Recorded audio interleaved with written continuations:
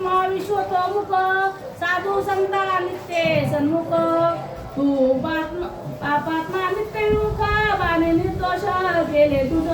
का बाण मारला याचं कारण ऐक ना म्हणले वाली. त्या ठिकाणी तू पापी आहेस ना. अरे मी तर महाराज त्या ठिकाणी गुणातीत आहे. रात्रंदिवस साधू संत महाराज माझं चिंतन करतात, त्यांच्या सोबत मी राहतो. पण महाराज जे पापी आहेत आता काहीच ना त्यांचा असणार मी त्या ठिकाणी असणार अजिबात त्यांना जवळ करत नाही. नक्की त्यांना शिक्षा करतो मी संताला पाठवतो. बाण विंदोनी आतर्क्यता तुझी छेदोनी पापात्मता कृपेने भेटलो मी आता तुझं तत्वता सारावया. ऐक म्हणले वाली, त्या ठिकाणी तू पापी असला तरी तुला माझं दर्शन झालंय ना. खऱ्या अर्थात तुझं पाप मी असणार, तुला त्या ठिकाणी असताना शासन केलं, तुला असताना शिक्षा दिली, म्हणजे तुला पापातून विमुक्त केलं. खऱ्या अर्थात सुख सुद्धा असणारा भाग्यवान आहेस म्हटले. तुझ तारावयाची कारण माझ्या सुग्रीवाचा बंधू पूर्ण तुझा चुकवया नरक दारुण पाप निर्दळन बाणे केले. का मारला बाण म्हणले तू पापी असताना सुद्धा?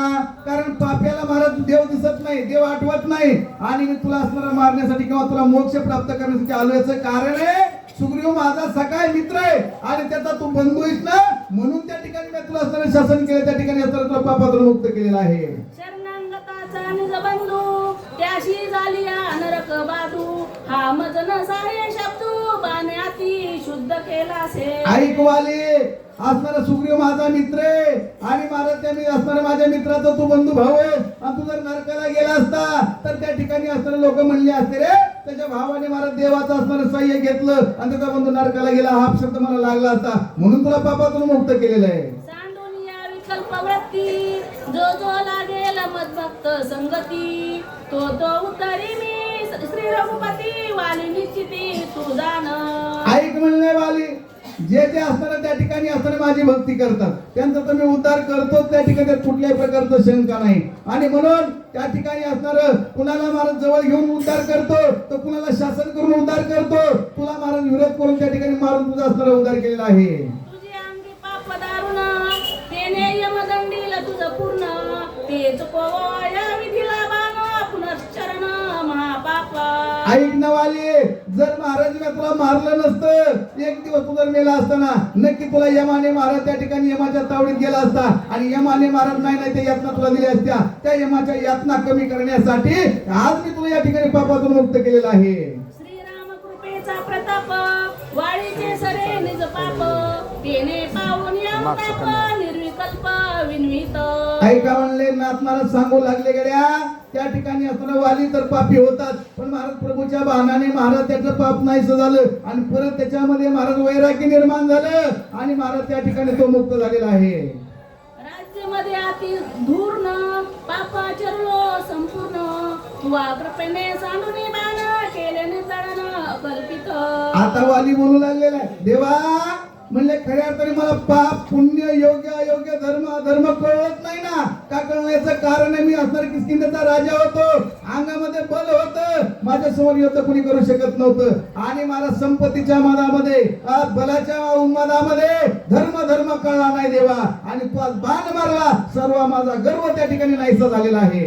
तुवा कृपेने विंदोनी बाण छेदिला त्रिविध अभिमान कुळाभिमान कर्माभिमान गर्वाभिमान ऐश्वर्याचा. आणि महाराज देवा तो काय केलं योग्य केलं म्हणले. तो जो बाण मारला का सगळा माझा अभिमान निघून गेला. जो कुला असणारा कुलाभिमान होता, जर त्या ठिकाणी संपत्तीचा ऐश्वर्याचा अभिमान होता, जे अहंकाराचा अभिमान होता, सगळं सगळं त्या ठिकाणी जागेवर राहिलं म्हणले. कारण एकाच बाणाने एवढा बलवान वाली मारला, अहंकार कुठं चालत नाही म्हटले.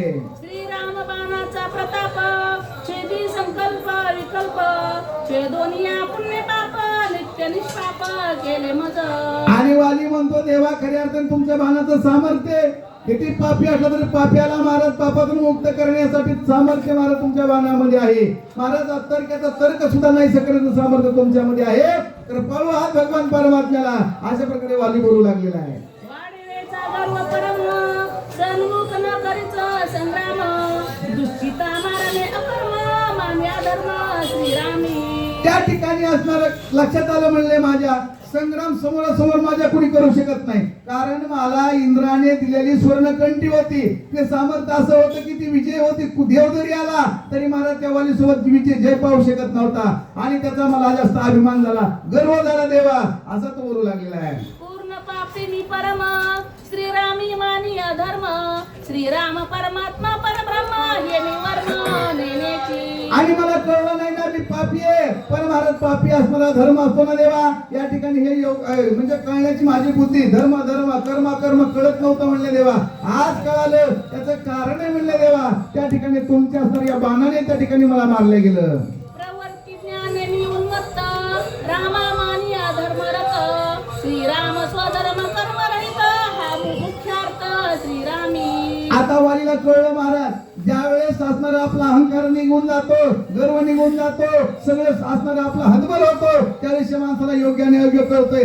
आज वालीला कळलं आणि वाली काय बोलू लागले म्हणजे ऐका. तुझे निबाणे हृदयात केले हृदय शुद्ध समस्त आता अनुभवाई येत श्री रघुनाथ परब्रह्म. आणि म्हणले त्या बाणाने महाराज त्या ठिकाणी माझी जी असणारी संकल्प विकल्पाची जी वृत्ती होती, जी पापी वृत्ती होती ना, प्रभूच्या बाणाने नष्ट झाली. आता त्या ठिकाणी मला योग्य अयोग्य कळतोय म्हटले. लटके सीतेचे धावणे लटक्या तुआ शोक करणे दिन उदरवया करणे विचारवणी वनवासी. आणि आता प्रभू तुमचं स्वरूप मला कळलं. खऱ्या अर्थाने महाराज सीतेचा शोक आहे, लटक आहे काय भगवान परमात्म्याला असणार योग्य आहे काय? फक्त तुम्ही असणार आमच्यासाठी हे केलेलं आहे. हे तुमच्यासाठी सर्व लटक आहे. तुम्हाला काय करायचंय जे